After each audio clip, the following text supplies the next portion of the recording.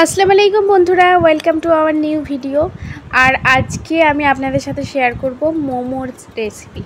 আসলে আমার ছেলে না খুবই বায়না করছিল, তাই ওর জন্যই স্পেশালি বানিয়েছিলাম, তাও আবার আটা দিয়ে, কোনো রকম ময়দা ছাড়া। তো চলুন কিভাবে বানালাম সেটা দেখে নিই।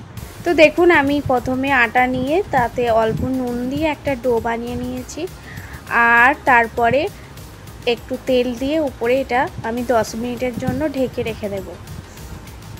তারপর এই যে চিকেন নিয়ে নিয়েছি, আমার বাড়িতে অল্পই চিকেন ছিল, আপনাদের যেরকম পরিমাণ আপনারা সেরকম নিতে পারেন।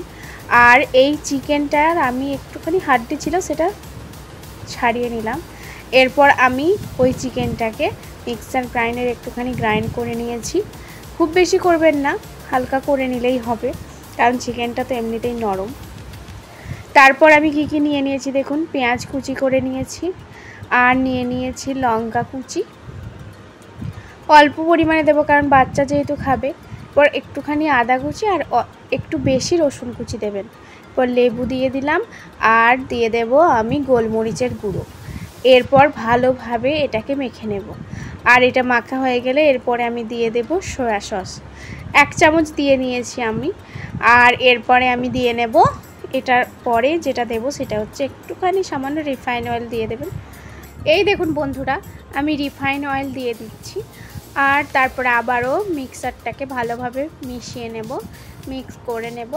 এরপর আমি ওই আটাটা নিয়ে একটুখানি লেচি কেটে নিলাম, রুটি যেরকম করেন আপনারা সেরকম। তারপর এটাকে অল্প পরিমাণে আটা দিয়ে ভালোভাবে বেলে নেব রুটি আকারে। একটু পাতলা করে বেললে মোমোটা ভালো হবে, আর মোটা করে বেললে উপরটা শক্ত শক্ত লাগবে, তখন খেতে ভালো লাগবে না। তো আমি এই দেখুন বাটি করে কেটে নিচ্ছি, এইভাবে আমার কাটা হয়ে গেছে। এরপর আমি রুটিটা নিয়ে অল্প পরিমাণে মিক্সচারটা দিয়ে তারপরে একটুখানি জল দিয়ে এইভাবে মোমোর আকারে মুড়ে নেব। তা এই দেখুন আমি মুড়ে নিয়েছি। আর ওপরটাকে বেশ ভালোভাবে, যদি আপনাদের মনে হয় উপরে বেশি একটুখানি জমে যাচ্ছে, সেটাকে কেটে ফেলে দিতে পারেন আটাটা, কেন বলুন তো ওখানটা শক্ত লাগে, তখন খেতে ভালো লাগে না। আর এই দেখুন এভাবে প্রতিটাই আমি করে নিচ্ছি। আপনার রুটিটাকে অনেক পাতলা করে বেলবেন, তাহলে মোমোটা অনেক ভালো লাগে খেতে। আর আমার সব কটা মোমোস বানানো রেডি হয়ে গেছে। এরপর আমি এটাকে স্টিম করে নেব। আমি এটাকে ফ্রাই করব না, স্টিম মোমো বানাচ্ছি, তাই স্টিম করে নেব। তো এই দেখুন আমার স্টিম করার পদ্ধতিটা, একটা হাঁড়ির উপরে একটা ঝুড়ি দিয়ে তার মধ্যে দিয়ে দিলাম মোমোসগুলো। আর আমার বাচ্চা বলছে তো দারুণ হয়েছে খেতে। Bye bye.